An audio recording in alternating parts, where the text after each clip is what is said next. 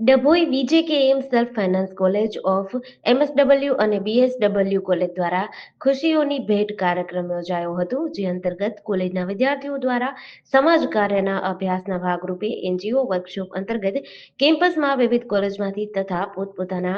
ગામમાંથી ફાળો ઉઘરાવી એક બજેટ તૈયાર કરી તેમાંથી દારૂખાનું, મીઠાઈ અને ફરસાણની 125 જેટલી કીટો બનાવી, જે વિવિધ સ્થળોએ ગરીબ અને જરૂરિયાતમંદ બાળકોને વિતરિત કરાઈ હતી, જેમાં મુખ્યત્વે વેરાઈ માતા વસાહત ડભોઈ ખાતે 75 જેટલા લાભાર્થી બાળકો સાથે દારૂખાનું ફોડી તથા મીઠાઈ વહેંચી દિવાળીની ઉજવણી કરી હતી, જેનાથી બાળકોના ચહેરા પર આનંદની લાગણી જોવા મળી હતી. આમ એમએસડબલ્યુ કોલેજના વિદ્યાર્થીઓ દ્વારા ભણતા ભણતા સમાજ કાર્યનું સૂત્ર સાર્થક કર્યું હતું અને સાચા અર્થમાં સમાજ કાર્યનું ઉદાહરણ રજૂ કર્યું હતું. આ કાર્યક્રમમાં એમએસડબલ્યુના આચાર્ય મૌલિક પટેલ, સંચાલક ચિરાગભાઈ પટેલ, બીએસડબલ્યુ આચાર્ય જાગૃતિ વણકર, સ્ટાફમાં સિરાજ મહેદી, જારમી પંચાલ, સુકીર્તિ તડવી અને અન્ય સ્ટાફ હાજર રહ્યા હતા. આજરોજ VJKM self finance college of MSW અને બીએસડબલ્યુ દ્વારા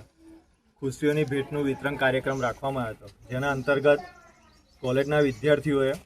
છેલ્લા 3-4 દિવસથી ખૂબ મહેનત કરી લોકફાળો ઉઘરાયો હતો અને જેમાંથી જે અનુદાન મળ્યું એમાંથી તે લોકોએ કીટો લગભગ 125 જેટલી કીટો બનાવી, જેમાં મીઠાઈ, ફરસાણ, દારૂખાનું હતું, જેનું આજરોજ વેરાઈ માતા વસાહત વિસ્તારમાં ગરીબ અને જરૂરિયાતમંદ બાળકો વચ્ચે વિતરણ કરવામાં આવ્યું